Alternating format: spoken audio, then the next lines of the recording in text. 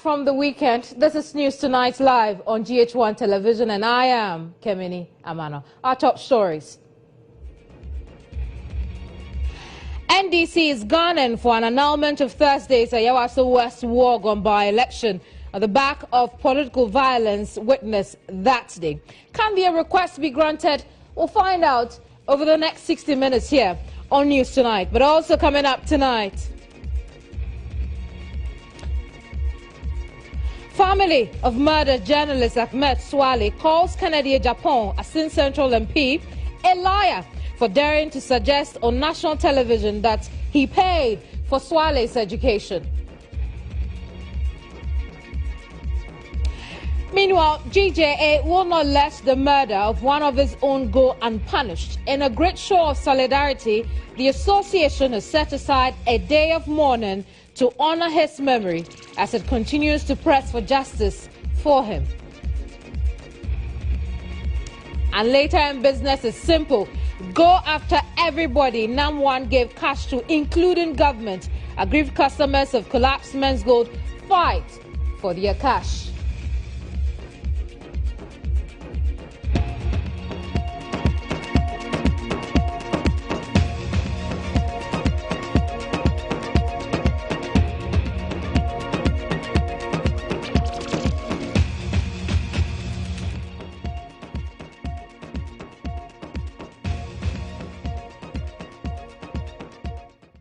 Those are our top stories tonight. Thank you very much once again for your company over the next 60 minutes here.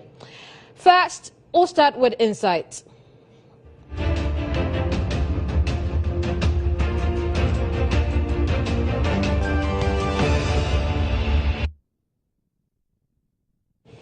Now, the National Democratic Congress is calling on the Electoral Commission to nullify the Thursday election at the Ayawaso West Wuogon Constituency.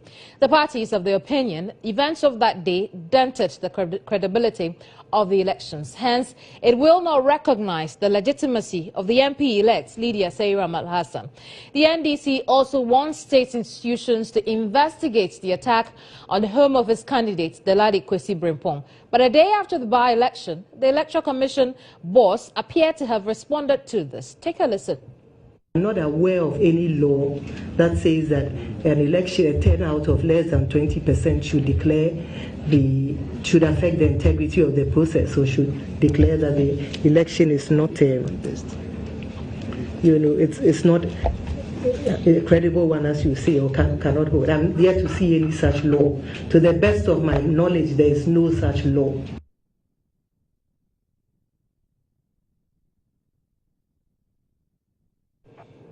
Now, let's have a conversation on the back of this. Peter Buama Otokono is Deputy General Secretary for the NDC. He's joined me via telephone. Good evening, Peter. Good evening, Kevin. It would appear the Electoral Commission has already given its response to this request for an annulment. It says that it's not possible. There is no law governing that. How do you react to this? Well, it's rather unfortunate that the Electoral Commission is taking a hard stand in this matter. And it was even rather bizarre to have listened to the Electoral Commission over the weekend issue a statement and claim that the polls that was held last Thursday was peaceful, and that to the best of their knowledge, everything went very well at all polling stations. It's most unfortunate that the Electoral Commissioner, that is supposed to be an independent arbiter in between we political players, is acting as if a political player itself. The EC clearly has shown bias and has shown that they are acting on the interest of the MPP and that of the president. And we have not hesitated at all to make this point time without number. We believe that the kind of violence that marks the by-election, takes away the credibility of that election and makes that election very invalid. Because if you have an election that one party has pulled out, in the middle of the election, owing to violence, owing to a brutal attack on its members, then it tells you clearly that, that election cannot be credible. Indeed, our agents had left the polling stations around 9 a.m. That means that there will not be any NDC polling station. There will not be any LPG polling agents there will not be any NDC polling agent. So Peter, polling agents there. So that clearly tells you that this election is an election that can only be fraudulent and cannot reflect the true aspirations of the people. Not only have we called for the elections to be annulled and it will not recognize the MP elect, but also called on the resignation of the IGP. And for now, the Minister of State in charge of national security, who has admitted that he sent this hooligan to attack innocent citizens during the election. Now, the Electoral Commission's reason is that the events that took place, the violent events that took place outside of any polling station. Hence, in their books, as far as polling stations are concerned, the elections were peaceful. Given that you decided to withdraw from the election, how do you then say that because of violence that broke out in your candidate at the time's home, so, you know, the election should be null and void? Keminni, it is palpable untruth for the EC to say that the events happen outside the polling station. I'm sure you have seen some of the videos. You have seen the Member of Parliament for Ningo Pampam, Sam George's video, and the kind of brutal assault they visited on him at the polling station. And nobody can say that that place is not a polling station. It occurred at the police station. And there are several other pockets of violence and attacks at various polling stations. Some were recorded in Roman Reign. In actual fact, these criminals and hooligans who were dressed in police uniforms, who were dressed with arms, AK-47, were moving from polling station to polling station, visiting mayhem on the party agents of the NDC. And that is a fact. And if the EC did not see this, then I really beg to differ. I'm afraid the future of this country in terms of our democratic peace and stability is very weak. I see. There are processes to be taken, really, if you feel aggrieved by the EC's response, although it came before your call for the annulment of the election. Do we see you take any of these processes in the future? Indeed, we have followed keenly the announcement of the Inter-Party Coalition for National Sovereignty for a massive demonstration on Thursday, 7th of February 2019, dubbed the Ayawaso demonstration. The NDC is in full support, and we are going to learn and participate in that demonstration to, as it were, demand further, speedy and accurate and proper investigation into the events of last Thursday, and also to demand that we protect our democracy, peace and stability. And we will not hesitate at all to demand that there is a full-scale inquiry into this matter. Perhaps maybe a judicial inquiry into the matter would be appropriate, so that we can find the true culprits who committed this heinous and barbaric crime during last Thursday's election. In the past, you have made mention of the fact that you do not believe that the police would conduct any proper investigations into the matter. You asked for a judicial inquiry that you will believe? That perhaps maybe when it is shown on TV live for everybody to see, like we have done in the past, I am sure that we would be able to achieve what we want to achieve as a country with that investigation. I see. So this inter-party coalition you talk about, these are opposition political parties, most of you, is it? Yes, it's made up of opposition political parties, including the CPP, the PNC, the GCPP, the CPP, the UFP, the Angel Party, the APC, the NDC, and so on and so forth. And I know that you are planning a demonstration after which you petition the Jubilee House. Tell us about processes associated with that move. Yes, we have actually sent a notification letter to the police. That was last Friday. This afternoon, leaders of the coalition were invited to the police headquarters. We met with the police regional command, and we discussed extensively the route for the demonstration, and we as the law demands, as the Public Order Act 1994, Act 491 dictates, we will need to notify the police 5 clear working days before the demonstration. We have done that, and we are hopeful that on Thursday they would be available to provide the security that we deserve. It is our right that we embark on this demonstration, and it is the responsibility of the police to protect us.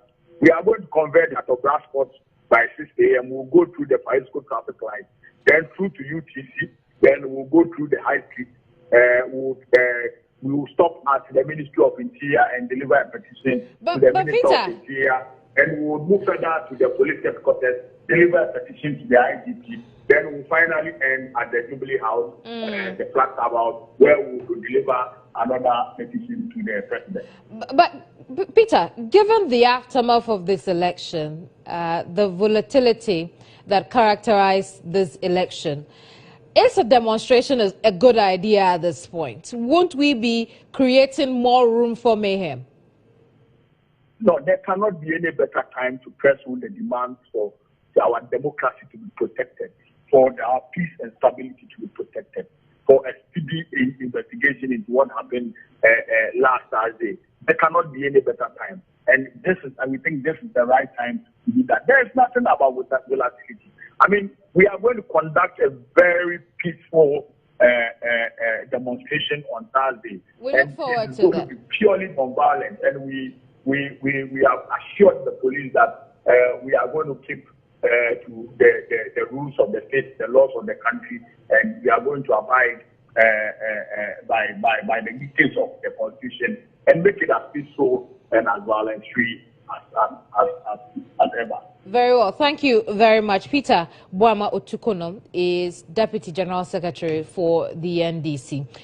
Let's stay on the subject a bit longer on Insights. Condemnations have poured in thick and fast following the political violence that erupted Thursday, January 30, 2018 at Ayawaso West Wuogon during the by-election to replace the late MP Emmanuel Ejakum. Now, strong words have been used to call both the NPP and the NDC to order, while the security agencies have been advised to probe the matter.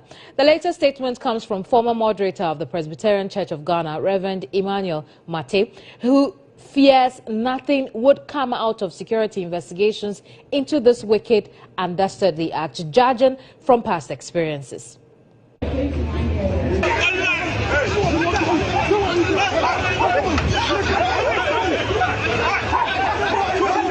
When good people keep quiet, evil people take over. Enough is enough. We are not in a jungle state. These are severe words coming from former moderator of the Presby Church, Reverend Mate, on the back of Thursday's distasteful violence in Laboaleshi, where over 15 people were injured. He says no amount of security explanation can justify the cruel and monstrous display of security. Over 10 statements have coming from civil society, political actors and religious groups. Kodeo was the first to have issued a statement following their observation of what transpired that day. Their statement in part read: Kodeo is alarmed about the apparent lack of proper security coordination for the by-elections. The observers noted several instances of heavy and intimidating security presence at most polling stations. Many polling stations had not less than 5 uninformed security personnel, and in some cases as high as 15. The Electoral Commission felt personally attacked, and its head minced no words. Alleged acts of violence, and we've seen it on video as well, happened in a private residence close to the polling station. It did not happen at the polling station. It did not involve officials of the EC. Neither did it involve the police that we had employed and deployed to that particular polling station. It's important that it did not happen, it did not involve any of our officers, it did not happen at our polling station, and it did not involve the policemen that we had deployed and the security agents that we had deployed to our polling station. And that is why I said that we disassociate ourselves from attempts to link us to that violence. Before this presser, though, the body mandated to instill a culture of discipline and patriotism led by Josephine Nkrumah and Shraj had swiftly but deftly come out with such fierce words for both parties. The commission is appalled by the development of the Ayawaso West Wuogon by-election and cautions the NDC and MPP to respect the voting rights of citizens. It is unfortunate that political parties, especially the NPP and the NDC, have continually disowned existing political tax, but these groups continue to provide them services that hitherto ought to be provided by the traditional security institutions. The NPP and NDC cannot hold this country to a ransom intimidating voters and citizens with their political party hoodlums during election seasons for their parochial interest. As a country, we must be worried that these developments are dangerous signs ahead of 2020 general elections. Shiraj is deeply worried about the evolving security situation in recent times in the country, which this by-election only seems to epitomize the calls on the president and commander-in-chief of the Ghana Armed Forces, Nana Addo Dankwa Akufo-Addo, and his security chiefs and advisors to treat it as one of the highest issues of priority of government. As these condemnations poured in, former President Mahama, on a campaign trail in the Volta region, said the NDC could match the NPP boot for boot. NPP is taking this power as a matter of life and death. They said it already. They said all die, be die. And they are acting out and living the reality of the all die, be die. And so we are not going to joke in 2020. And I'm sounding a warning to the MPP. We're going to match them boot for boot. But these words from Communications Minister Esla Owusu left many cold. They are national security operatives. How can you turn around and say that they are invisible forces? They are national security operatives, and they have every right to do their work, overtly and covertly. That's their work. So if you think you are Ajimai, and you can challenge them, they will also show you where power lies, and everybody will see their smoothness level. Calling for calm, the father of the land said the police was investigating the incident and those found culpable punished by law. It is important also to state that the New Patriotic Party, the party from which my government was born, would never dream of competing with any other political party in unleashing violence on the Ghanaian people. But how could he make such a promise when Minister of State in charge of national security accepted responsibility, saying the masked, muscled men were national security men acting on orders? Is our democracy under threat? How do we safeguard the independence and peace won for us through blood and toil? Now, those are questions we hope to answer in our next conversation. And listen to these words carefully. It will be extremely difficult for us as a nation to douse a fire of national violent unrest once it gets started. The time to act is now. These are words from NCCE boss Josephine Nkrumah, who, like many Ghanaians, feel Ayawaso is an indication of serious degeneration in 2020. So let's have a conversation on this. Madam Nkrumah has joined me over the telephone. Thank you very much for your time this evening, Madam.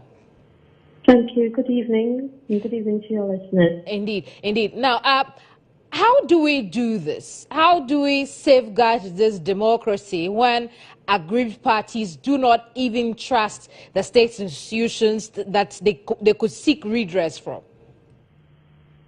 Well, I think firstly, let's say that even if we do not have confidence in the state institutions, violence is certainly not the alternative to resolving this matter.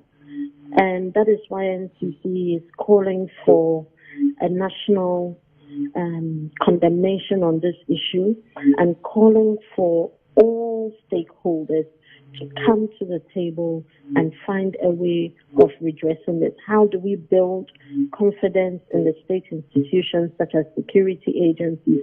How do we get political parties to be responsible and understand that being a central feature of democracy, their actions or inactions have a bearing on the democratic process of our country?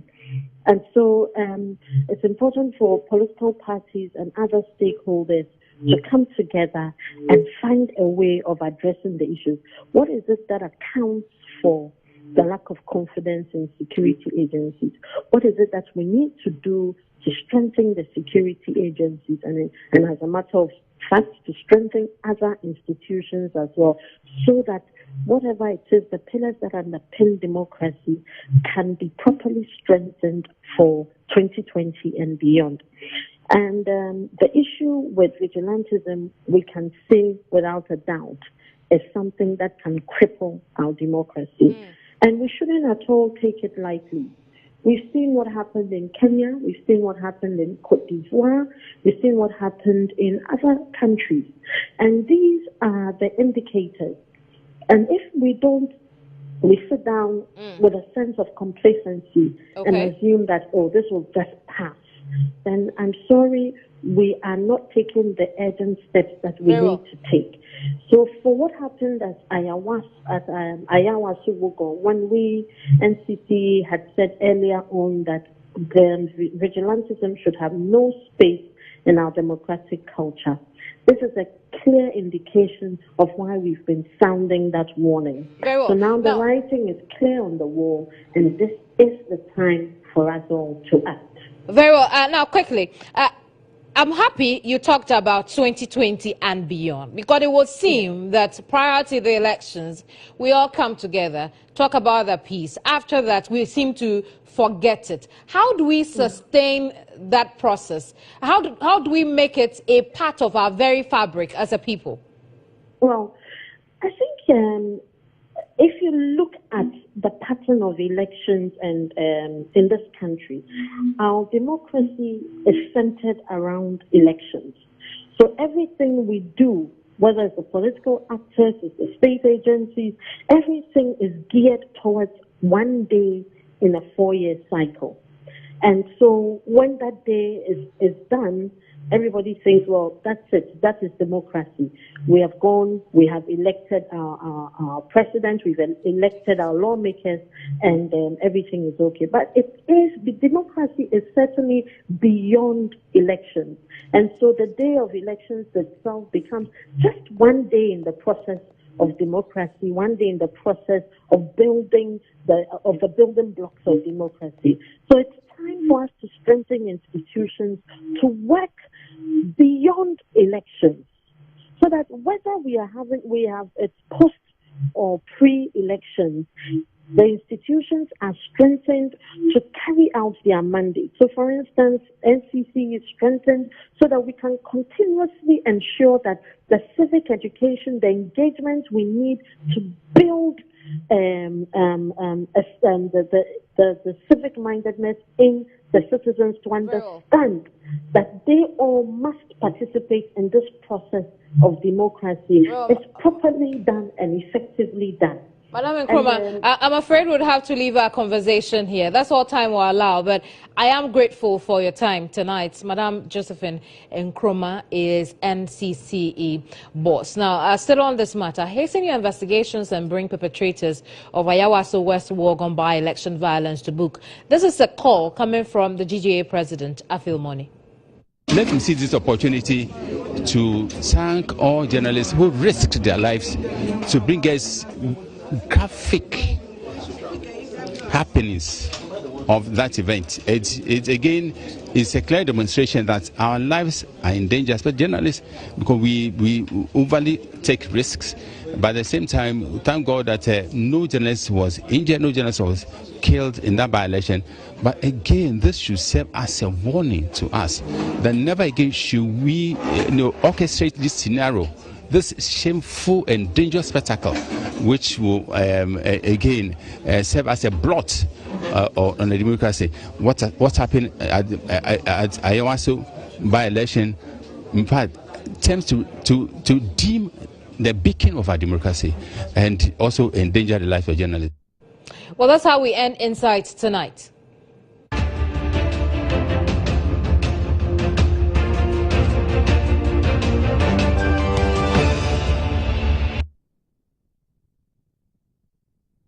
If you just joined us, this is News Tonight, and you just missed Insight. But let's talk about the slain journalist, because the Ghana Journalists Association has announced a funeral service to be held in honor of Ahmed Hussein Swale, an investigative journalist with the Tiger Eye PI team who was gruesomely shot dead on Wednesday, February 16. The death of Swale has raised questions about the safety of Ghanaian journalists who have teamed up, led by Association President Moni, to seek justice for Swale. The news of the assassination of Swale came as a shock to many Ghanaians. Many kept wondering if murder was really necessary, as his death was attributed to his work. It has been weeks now. His family, friends and colleagues from the media fraternity are still seeking justice for him, as the Ghana Journalists Association is highlighting how journalists in the country can be protected. President of GJA, Moni, said it is about time that all journalists get involved in the fight. This is a wake-up call to all of us that collectively we need to stand together. Others have spoken about the obsession with politics. The obsessive and compulsive politicization of issues is something we need to also address. And sometimes this neutralizes our resolve to fight our enemies. Our enemies contextually are those who attack us in line of duty and in a worst case scenario also kill us. Chief Executive Officer of the Ghana Chamber of Telecommunications, Kenneth Ashigbe, reiterated that there is no need for journalists to be killed as they do their jobs of safeguarding Ghana's democracy. Ken Ashigbe said Swale's murder should be the last time a journalist is killed for doing his job. He assured that the media fraternity will not relent until justice is gotten. Let's all demand that journalism is not a crime. It is not a crime for me to do my work. So let's make sure that the state is protecting us, the media houses are protecting us, and we ourselves, we are conscious of our security, but we still will do our job. We will not allow those people to intimidate us and prevent us from doing what it is that we need to do. For some senior journalists present at the seminar, it was really an emotional moment. The guarantee of our security and the security of any other person in society is the collective revulsion of society against acts of intolerance, criminality, and brutality. That is the guarantee. Our collective will to stand against those who think that they can play God, they can decide when we live and when we die and so on. That is the thing. That is the thing which provides us security and must provide us with security. A report in 2018 revealed that not less than 16 journalists were attacked within 15 months. Unfortunately, security agencies, especially the police, were allegedly reported to be the leading perpetrators in the attacks against journalists. Well, journalism is indeed not a crime. Now, family of the slain investigative journalist are not happy. The reason is simple. They refute claims that Kennedy Japan financed his education. In a statement issued on Monday, the family said the Asin Central MP is trying to distract the investigations. On January 16, 2019, an investigative journalist, Ahmed Hussein Swale, was murdered few meters from his family house at Medina, a suburb of Accra. Hussein Swale, before his untimely death, was a member of the Tiger Eye PI, an investigative group led by Anas Aremeyao Anas. His death has widely been linked to the No. 12 expose, which saw a major shakeup in the Ghanaian Football Association. Less than 24 hours after his death, this video with his face unmasked popped up on social media. The video was originally showed on Kennedy Japan's television station, Netu TV, after the No. 12 expose. The member of the Ghanaian parliament had threatened to expose Anas and his team. Friend Ahmed, promises baby, why we are the idea Abeba. Boy, we are very dangerous. What in Medina here? Ushia baby am papa na so oba your premises abia me say me mummuno ne baba bia metua because you bad sa Ahmed no mun show omo pictures no ne. A section of the public began pointing accusing fingers at the legislator for recklessly exposing Ahmed to his killers. The unremorseful MP said he would show the face of Ahmed given another opportunity. First of all, onime wasebo ana. Omo ogu omo ni masinya make na Japan make am. So what do I have against him? All I did was that I established say anas ni sa boys we omo di boni, omo ye corrupt. No, when me too quiet, but me show videos no more. His claim that he once financed the slain journalist education provoked the family to address the media. In every paragraph that you actually read, as far as this particular statement is concerned, there is one thing I will call a rhetorical question being directed at the Member of Parliament for Asin Central. Ibrahim Tahidu, one of the spokespersons for Ahmed's family, tells me Kennedy Ejapon never paid the fees of the murdered journalist. I lived with him since he came to Accra. I brought him to Accra, and he's my younger brother. And he never hid anything from us as a family. So how on earth can all of a sudden someone saying he has been paying his fees when you don't know the person from anywhere? How can you be paying a fees of someone you don't even know? He also said that Ahmed never severed ties with Tiger IPI before his death. The very day the boy was shot, I was sitting down here with him. That is when he told us. He told me and one of my younger brothers. We were three of us sitting before others joined. So I was asking him what's going on because we all came from work. And he told me they will be traveling out of the country. He's just from his boss' place. So if the person should tell you this, in few days somebody coming to tell you he was no longer working with such organization, how will you attend to this kind of allegations? Ibrahim tells me the family has confidence in the police to arrest Hussein Suale's killers and bring them to book. And would want to believe same here at GH1 television.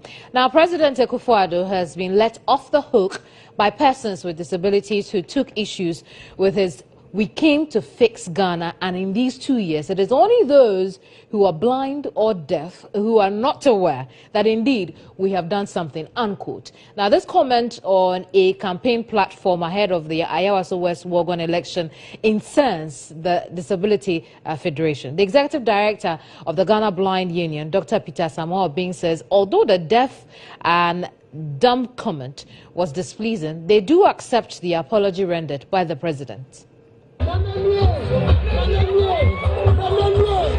President Akufo-Addo, in his speech prior to the Ayawaso Wuogon by-elections, whilst addressing party supporters, said, "We came to fix Ghana, and in these years, it is only those who are blind and deaf who are not aware that indeed we have done something. You can call it political metaphor, but as more people become aware of their rights, politicians must temper their utterances in order not to affect the sensibilities of any groups of persons." The president's words were very displeasing to persons with disabilities as they saw it as derogatory and insensitive. In a release, they referred the president to same error he made last year and expressed their disappointment in his political metaphor, saying they see and feel developments too. In a statement on his Facebook page, the president expressed regret and assured that persons with disabilities had the support of his administration. Vis-a-vis the comments I made at the final rally prior to the holding of the by-election at Ayawaso West Wuogon, which was won by the MPP candidate so emphatically, I am glad the Ghana Federation of Disability Organizations recognizes it was a political metaphor. It appears this unqualified apology has satisfied the Ghana Blind Union.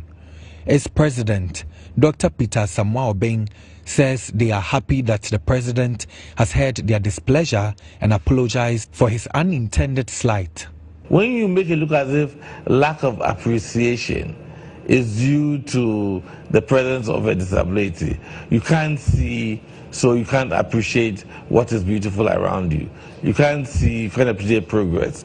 That is where we have the problem. We think he's acknowledged that what he said had affected the sensitivities of other people, and therefore he said he was sorry for that, because obviously that was not his intention. But even though that is what had happened, that was not what he intended to happen. So we accept the apology. We accept the apology, and we only hope that it doesn't happen again. He used the opportunity to commend the new Patriotic Party's administration for mapping out interventions which have been beneficial to persons with disabilities. We actually see a positive move by this government.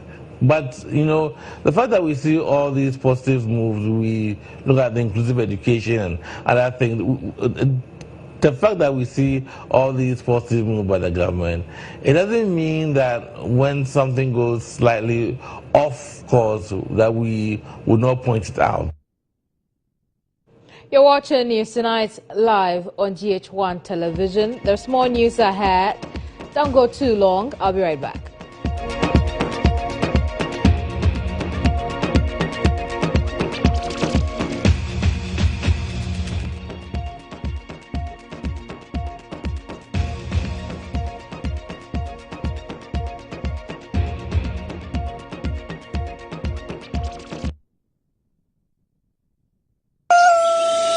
A new day comes with a new hustle.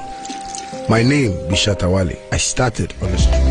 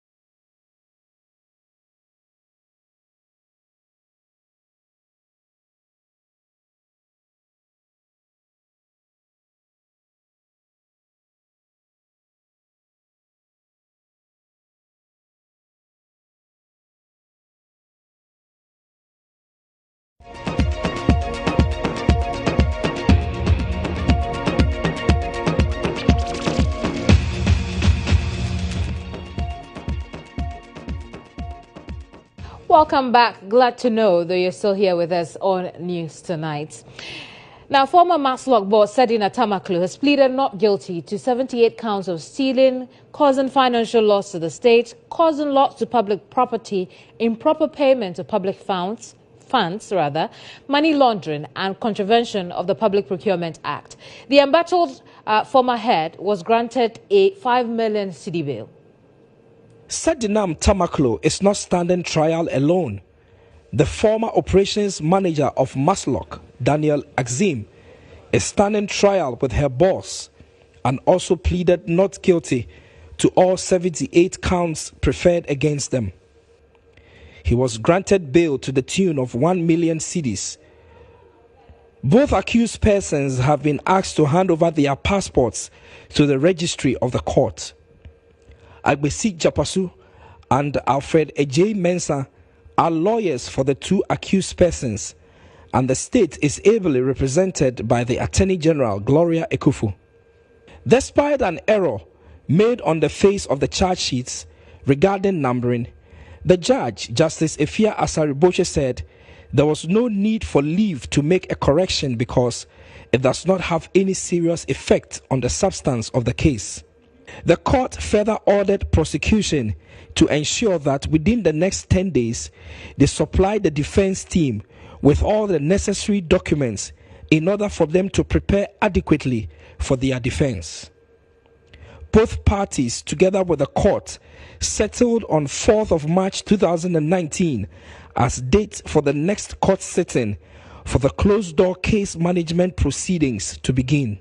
Former appointees of President John Dramani Mahama's administration, such as former Attorney General Marita Brew Opong, former Sports Minister Elvis Efriye Ankra, former Attorney General Betty Maud Idrisu, spokesperson for President John Dramani Mahama Joyce Bar Mukhtar, were in court to offer their support to their fellow appointee, who is now a guest of the state.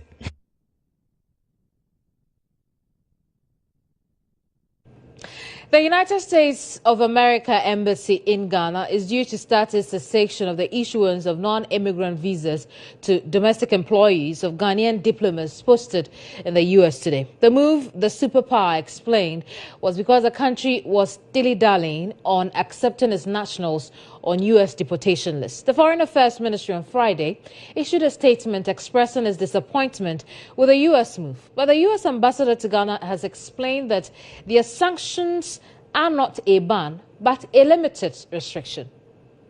There have been so many conversations since, as I said, July of 2016. There are other countries that have come on this list. Other countries have gone off the list. We hope that Ghana will go off the list as a result of issuing the travel documents in an expeditious manner. It is not every country is facing the same types of limitations. So, in fact, there is no ban. And I would just say that we've pressed pause on a very small category of visa, as I mentioned, the domestic employees of Ghanaian diplomats posted in the United States. And we are limiting the validity period for a certain other category of applicant. So it's not a ban. We've got business news ahead. Stay with us.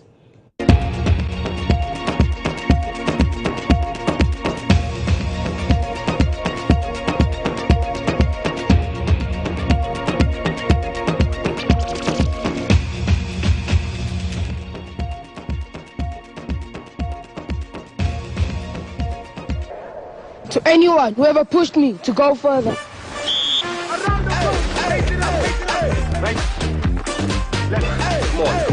One more. To anyone who ever gave me a hand up.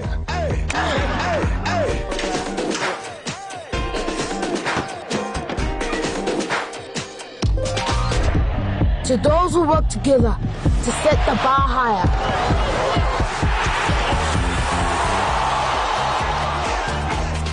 To those who give me the energy to go further. This is my team, and my team makes me. This advertisement has been vetted and approved by the FDA. The Ghana Trade Fair Company brings you the 23rd Ghana International Trade Fair under the theme Made in Ghana, Globally Accepted. Date 28th February to 11th March 2019. Checked. Venue, the Ghana Trade Fair Company Law. Checked. What's next? You have to register. Yes, today. Agriculture, fashion, food processing. Check ekrasi.com. Tourism, pharmaceuticals, manufacturing, and just any product or service. Rush to register, exhibit, sell, network, and be globally accepted. Get involved in the 23rd Ghana International Exhibition. Call 0241 818658, 0555 528817, or 0552 474632. Or visit www.tradefairgh.com for further inquiries. Made in Ghana, globally accepted. Sponsors, media partners.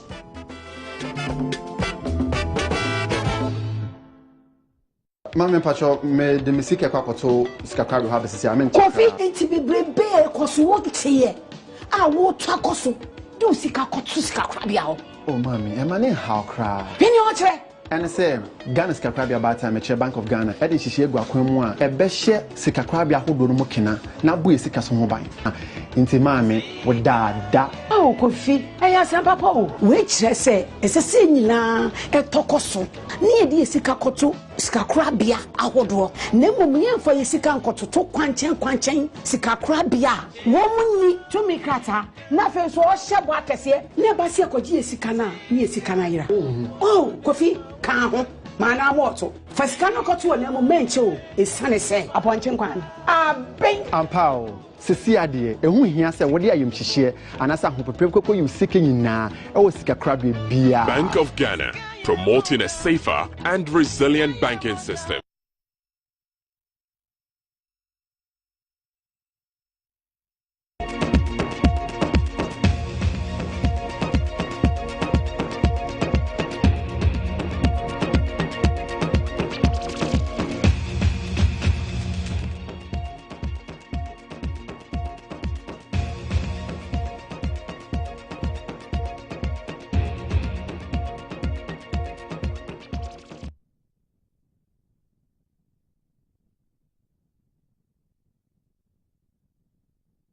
Welcome back. This is still News Tonight. Let's bring you some business news now.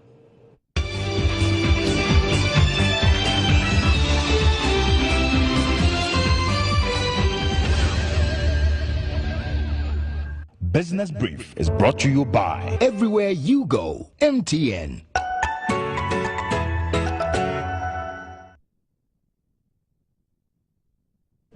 In business tonight, aggrieved customers of Men's Gold want investigators to retrieve cash and kind gifts given to all persons and institutions, including government. This, they believe, will help defray the debt accrued as a result of locked-up investments. They also wish the president to establish a commission of inquiry to facilitate the investigation. This comes days after Yoko seized some assets of the estranged CEO, Nana Mensah. These beneficiaries, the investors say, include politicians, some celebrities, government officials, state institutions, and even charity foundations. The customers want every peso retrieved in order to pay off victims of the collapsed business. Citing Article 278 Clause 1, the aggrieved customers want the president to establish a commission of inquiry. They also wish to be represented on this commission because they do not trust the current investigators. What are they doing? When did they realize that they have to protect the assets of Men's Gold? So the institutions have failed us, and we are calling those institutions, we are calling the government and everyone who has the power in the country for those leaders and those head in various institutions to resign. If not, we are going to hold a campaign and numbers of demonstration against them because they've sat there for 5 good years. And this is what is happening to us, we the Ghanaians. The customers again say leading state officials had described Men's Good as alleged Ponzi scheme. However, the verified information has established that Men's Good Company was duly registered with the Registrar General and was licensed by the Minerals Commission to purchase and export gold. Standard of living is becoming too much. 3 square meal that everybody is supposed to enjoy, we are not able to get it because our money has been locked over there. And we don't get it. We are citizens, our right. When has investment become illegal in this country? And those who are there to protect us failed their duty. We don't know the status of Namwa in Dubai now. They say he may be in court today. Yesterday they said 3rd, they brought a date 2nd, now they changed their month and they said on the 3rd or 4th. Up to now we haven't heard anything. And they must come clear on the issues so that we, the affected customer, will have the trust in government that he's fighting our cause for us. Well, that'll be all for business tonight. Business Brief is brought to you by Everywhere You Go, MTN. In other news, let me ask you quickly, do you remember a 24-year-old Wanda? Well, the young man with disabilities forced to crawl and stay with ducks anytime the mother steps out. It might have been many months since the story aired. I can understand if you do not remember. But Wanda has now received help from International Child Development Program, which has donated several items and an undisclosed sum of money to the young man and his mother. Take a look. 24-year-old Wanda calls like a baby in this enclosed area with his parents' ducks. Named Wanda, his condition is very puzzling to his poor parents. His mother says he got missing for 3 whole days right after birth before he was brought to her. Wanda cannot walk, talk, or do anything for himself, and so he cannot communicate when he feels the urge to ease himself or to urinate. At 24, his mother is too poor to furnish him with diapers to at least keep him clean. The inability to do anything for himself means he is heavily dependent on his 50-year-old mother, who is also jobless. Wanda's story after the report touched the hearts of many, including one Curtis Mensah, who is based in the United States, who went through the International Child Development Program to donate some items, including tins of milk, bags of rice, toiletries, bath towels, wash clothes, among other items, as well as some cash. Mother of Wanda, Akosia Dose, after receiving the items, expressed her excitement for the kind gesture.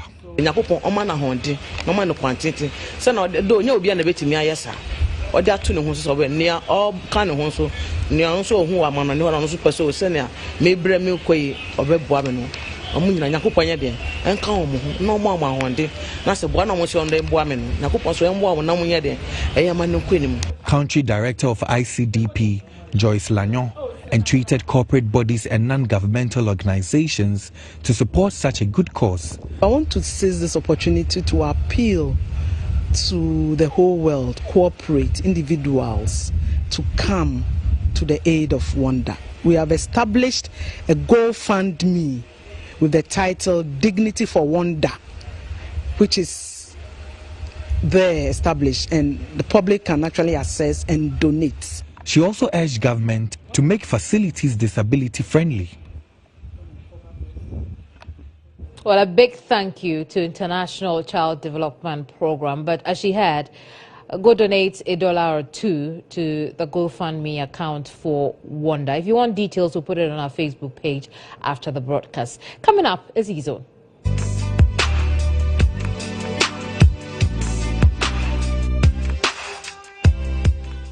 Now, over the years, various artists have accused the Musicians Union of Ghana of being incompetent in executing its duties. Latest incompetency tag is coming in from hip life artist Keminni, who is embittered about having never received any form of royalty. Music, I think I don't want to talk about them because I get emotional when I talk about them. I've always been disappointed in them. They are flop. And imagine, I produce songs in West Africa, Ghana, but countries like New Zealand and other countries are paying me royalties, which is huge. What is Musica doing here? They are not consistent. They can't even protect their own. So I think they should dissolve it and just use the building for poultry farm.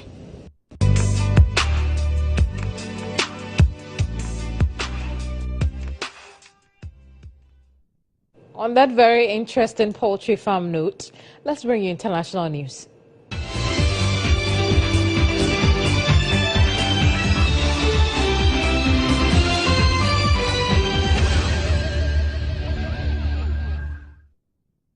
Now, the UK, France, Germany, Spain and other European countries have officially recognized the opposition leader Juan Guaido as interim president of Venezuela. It comes after President Nicolas Maduro defiantly rejected a deadline they set for Sunday to call fresh elections. Juan Guaido declared himself interim leader last month and won U.S. backing.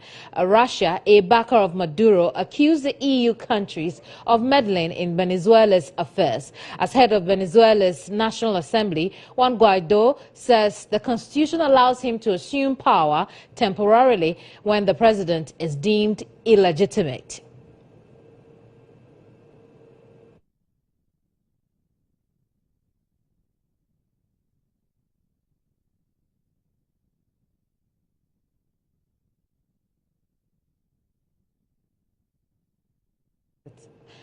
Time now for sports.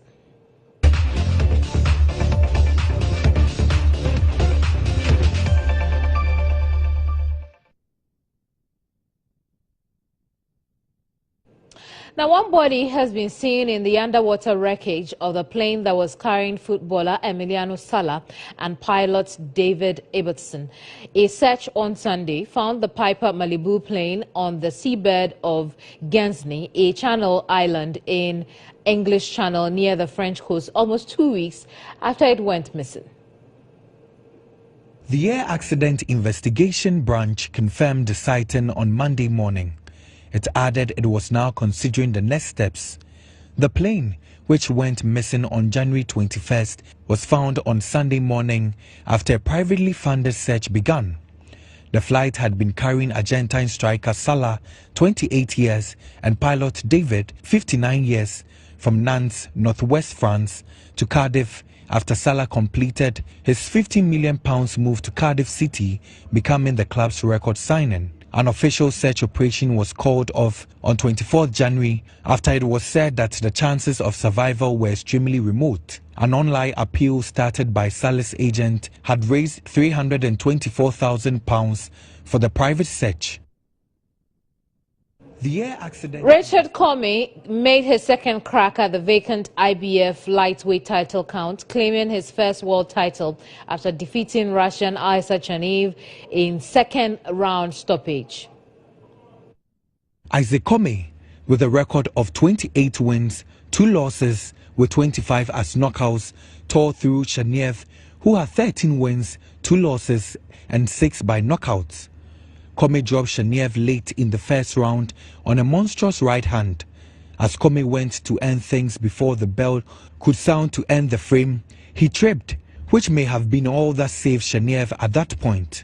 Comey wasted no time in the second round, picking up right where he'd left off. He put Chaneev down with a left hook early in the round, and with Chaneev clearly unsteady as the fight restarted, he charged and finished things. The win has restored Ghana on the world boxing radar, making Comey the IBF champion, and he will be facing Vasil, who has 12 wins with 1 loss and 9 as knockouts on April 12th in Los Angeles, California.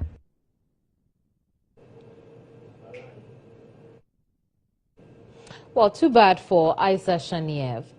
That'll be all for tonight. I'm back same time tomorrow evening here on GH1 television with the latest news making rounds around the country and elsewhere in the world.